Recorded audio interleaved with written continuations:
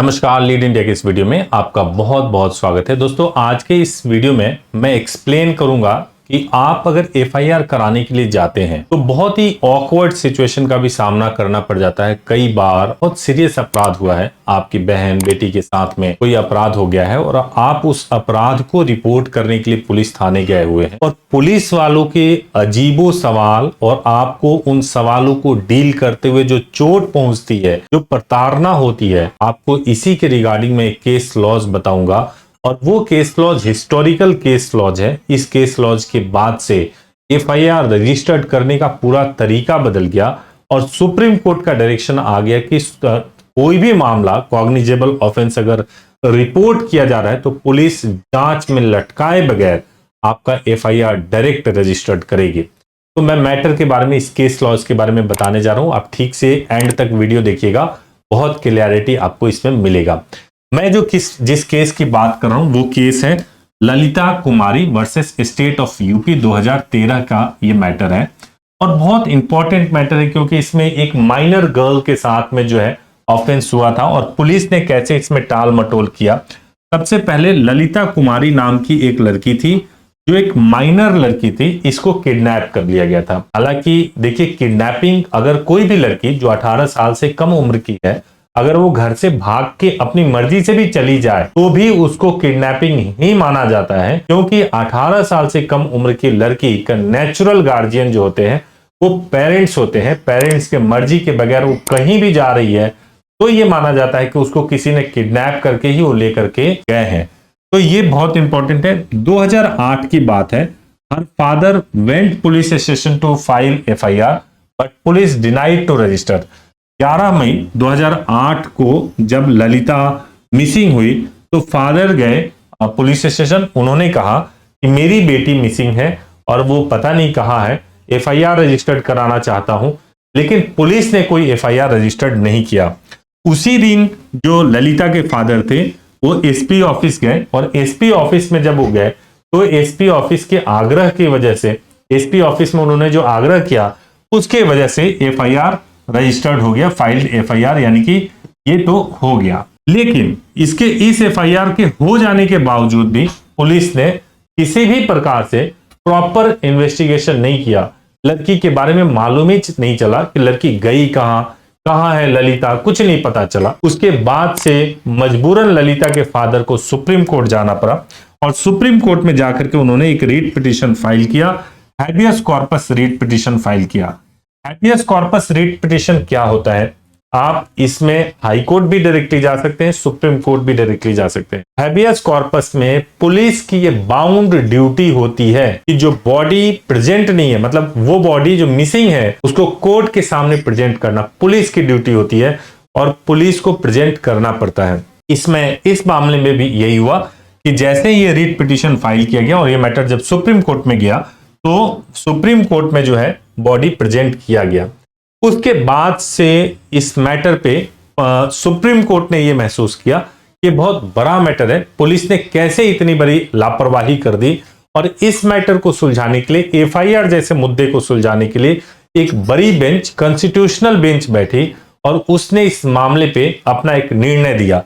जब अपना निर्णय दिया, ये निर्णय आया 12/11/2013 को सुप्रीम कोर्ट का निर्णय आया। निर्णय जो दिया वो कॉन्स्टिट्यूशनल बेंच ने, यानी 5 जस्टिस थे, 5 जस्टिस इंक्लूडेड चीफ जस्टिस के साथ में ये इस पे ऑर्डर आया। और जब ऑर्डर आया तो देखिए क्या क्या इंपॉर्टेंट है, ये सबसे इंपॉर्टेंट है, आप इसको ध्यान से सुनिएगा। सबसे पहले तो ये बताया सुप्रीम कोर्ट ने अपने ऑर्डर में कहा कि registration of FIR under section 154 is mandatory in cognizable offence. Cognizable offence क्या होता है जी? संज्ञेय मामले, ऐसे मामले जो गंभीर किस्म के अपराध हैं उसको हम कॉग्निजेबल ऑफेंस बोलते हैं और ये नॉन बिलेबल होते हैं। तो सीआरपीसी के सेक्शन 154 के तहत अगर मामले को रिपोर्ट किया जाता है तो पुलिस बिना किसी नानुकुर के उसको एफआईआर रजिस्टर्ड करना है। ये सुप्रीम कोर्ट ने डायरेक्शन दिया 2013 में ललिता कुमारी वाले मामले में। दूसरा कहा कि no preliminary inquiry is permissible in cognizable offence. भाई अगर ऑफेंस हुआ है, रिपोर्ट किया गया है कि एक बहुत गंभीर किस्म का अपराध हुआ है, कॉग्निजेबल ऑफेंस हुआ है, तो पुलिस पहले उस अपराध को जांच करने नहीं जाएगी। जो व्यक्ति रिपोर्ट कर रहा है उसके वो सही है या गलत है ये नहीं जांचेगी, पहले कॉग्निजेबल ऑफेंस को रजिस्टर्ड करेगी।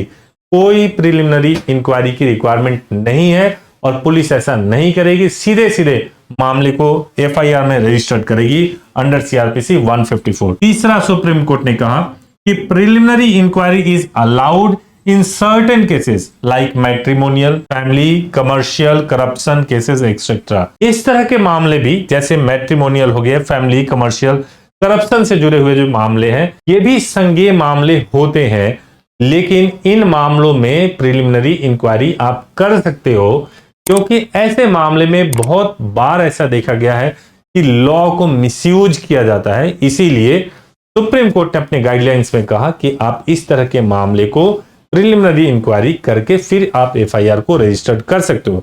लेकिन इसके अलावा जो कॉग्निजेबल ऑफेंस है, no preliminary inquiry is required, आपको डायरेक्टली एफआईआर रजिस्टर्ड करना है। तो ये 4 हो गया। चौथे में कहा कि completion of preliminary inquiry must not exceed 7 days and maintained in police diary. इसमें भी बोला गया प्रिलिमिनरी इंक्वायरी करोगे, कितने दिन में करोगे?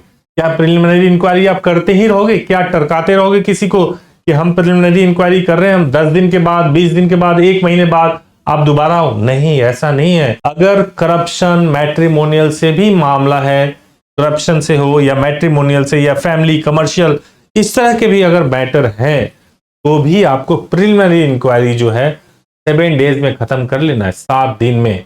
और पुलिस डायरी में आपने इंक्वायरी में क्या किया ये रिकॉर्ड होना चाहिए। और 5वां कहा, if inquiry discloses as a cognizable offence FIR must be registered. अगर प्रिलिमिनरी इंक्वायरी में ये पता चल जाता है कि कोई कॉग्निजेबल ऑफेंस हुआ है, तो एफआईआर जरूर रजिस्टर्ड होना चाहिए। तो अब कोई भी, भगवान न करे किसी के साथ ऐसा कोई हादसा हो, लेकिन अगर आपके जानकार कोई या किसी जानकारी वाले व्यक्ति के साथ में या किसी के साथ में भी कोई गंभीर किस्म का अपराध हो गया है और पुलिस एफआईआर नहीं रजिस्टर्ड कर रही है, तो आप इस वीडियो को रिवाइंड करके देखिएगा। इस केस के बारे में बताइएगा, ललिता कुमारी वर्सेस स्टेट ऑफ यूपी 2013। निश्चित रूप से पुलिस के कान खड़े हो जाएंगे और वो एफआईआर रजिस्टर्ड करेगी। अगर आपको वीडियो अच्छा लगा हो तो जरूर इसको लाइक कीजिएगा, चैनल को सब्सक्राइब कर लीजिए ताकि आपको लेटेस्ट लीगल वीडियो सबसे पहले मिल सके। Thank you so much for watching this video. Thank you so much.